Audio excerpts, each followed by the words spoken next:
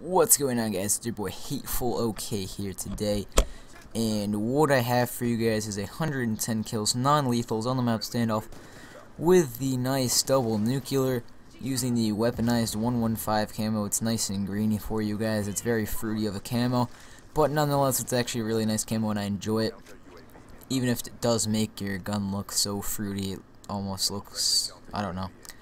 But anyway, guys, what I'm going to be talking about today is basically why Black Ops 2 had such a long lifespan, and how it might be longer. As you guys know, Sledgehammer is developing the next Call of Duty, and if you guys didn't know, they actually worked on Modern Warfare 3's campaign.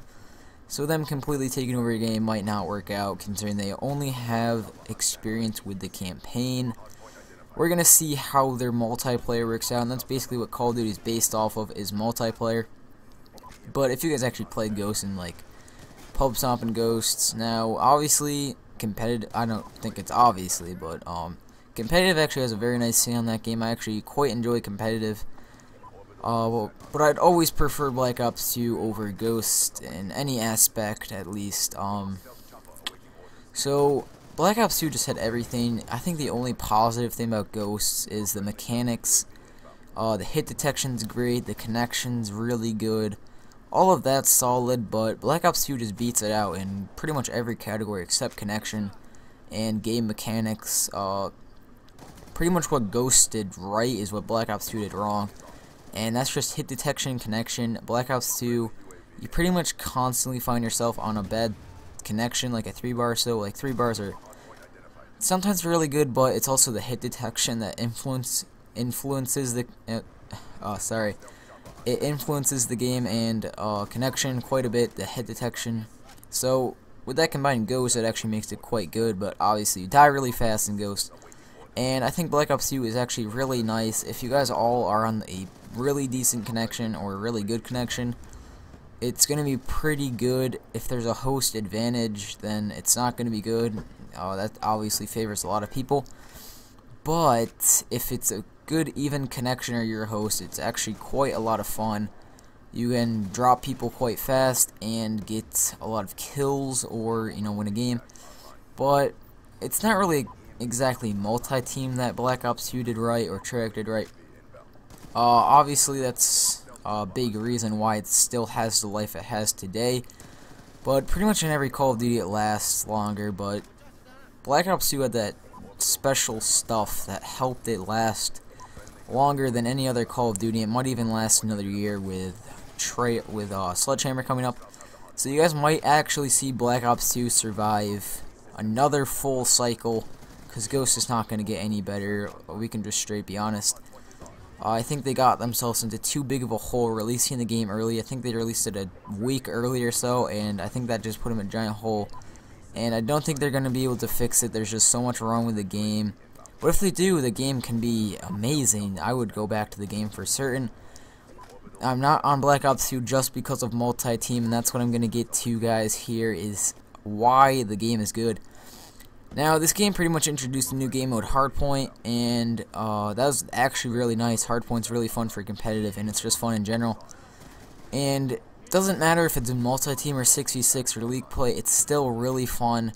And I think Hardpoint was the reason, not the big reason, but it's one of the reasons why it lasted forever. Not forever, but for so long, is because I had a new game mode that was very fast-paced, that people enjoyed, that people get fast-paced stuff. People that played slow, they could actually play faster. And it's not really about farming the hard point until people found out about that, like started abusing it, I guess you could say. But mainly, it's good because it introduced a new game mode. Obviously, it took out Sabotage, which was actually one of my favorite game modes in previous Call of Duties. But replacing with Hardpoint, which is actually a better game mode, really helped them go a lot farther. The other thing is the DLC was on point, in my opinion. The DLC was actually very nice. They released quite a few good maps. Not every DLC map on every game is good, but this actually had a nice amount of DLC maps that are good. Out of 4 packs, they probably had about 4 packs with 4 maps. They had about 12 maps, so they probably had about 6 maps that are really solid, and to me that's really good. They had Rush, Cove, all of those good maps, Uplink Studio. So a lot of good maps, and they actually brought back more maps. Now, bringing back maps is actually a big part of why they succeeded. But that's a completely different story. That's for DLC. But the other thing is the guns. You know, they had a wide variety of guns, submachine guns, ARs, and I think they favorited the submachine guns more than anything. A lot of the submachine guns were overpowered. You had the MSMC, the Scorpion, MP7, the Peacekeeper, which I wish they added more DLC guns, but the Peacekeeper is actually quite overpowered. You don't see a lot of people using it, but in my opinion, it's actually a very overpowered gun. Really nice. I don't have it, but when I did, when I had the DLC, it was actually really nice. I used it quite a bit. But they had the Scorpion. You know, a lot of the SMGs were actually really good. The PDW was good before the patch, but the MSMC and Scorpion pretty much stayed really good throughout the entire game. And the ARs were actually really good. They had the AN, the FAL, the M8, all those really strong ARs that people enjoyed. I think expanding to the vast majority of the audiences with all the guns. They had guns for all different playstyles. They had 2 sort of like semi-automatic guns if you're like kind of a marksman type thing.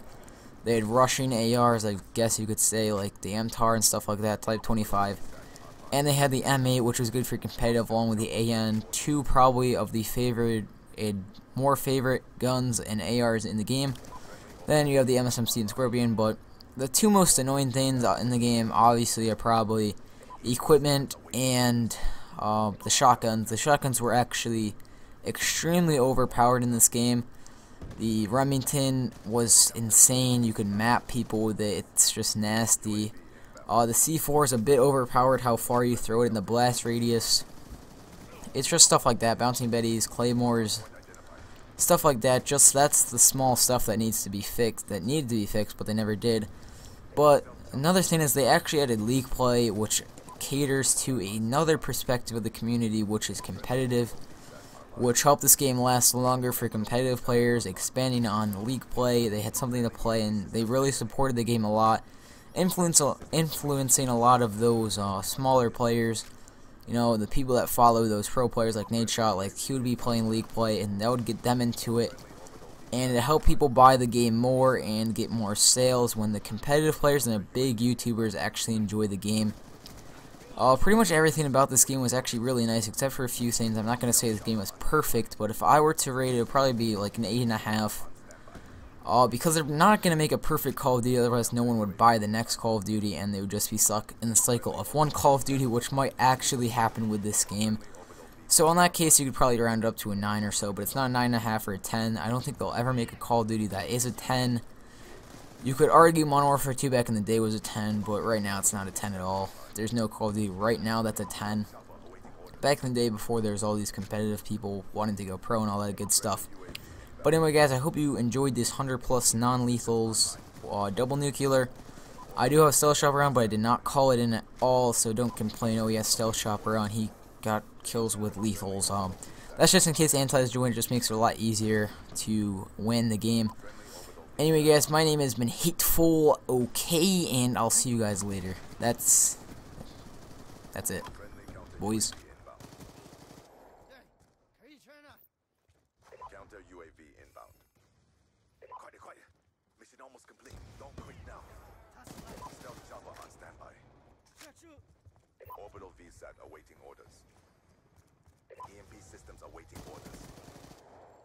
Friendly orbital VSAT online.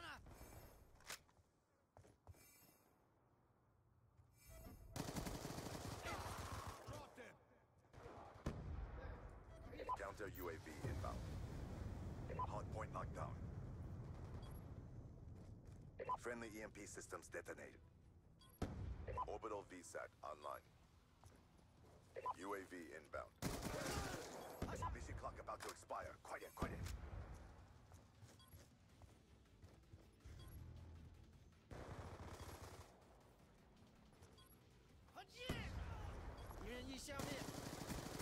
Hardpoint is on. I gotcha.